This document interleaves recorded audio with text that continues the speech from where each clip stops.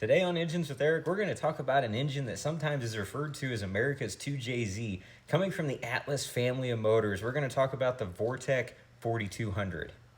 This is a 4.2 liter inline-6 that was put into millions of family SUVs throughout the 2000s. We're going to cover all the vehicles this thing came in, and there's quite a few, the construction of the engine itself, and then some performance modifications and touch on that as well.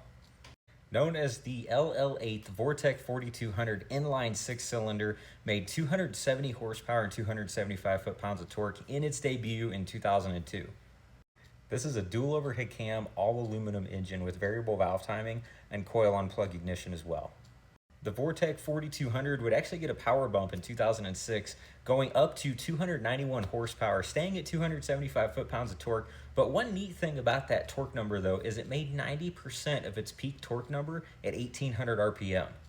General Motors made the Vortec 4200 from 2002 to 2009, and this was largely put in the GMT 360 chassis family of SUVs, and that includes the Chevy Trailblazer and its EXT variant, the GMC Envoy, Envoy XL, and then the Envoy XUV. If you wanted a more luxurious experience with your GMT 360 chassis Vortec 4200 powered SUV, you had the Buick Rainier and the Oldsmobile Bravada. Yes, Oldsmobile got a variant of this as well, made from 02 to 04.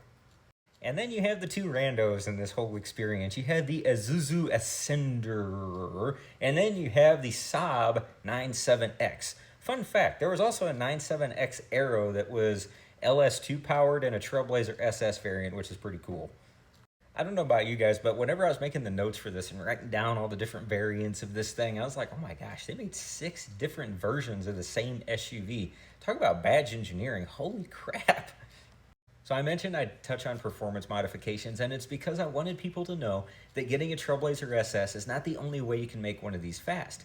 You can turbocharge, tune, and do a lot of mods to these things to make them pretty quick, and there's a lot of information out there for it. So there's aftermarket parts and other things available so that you can 4200 swap another car or just do something fun with an inline-6 if that's what you're into.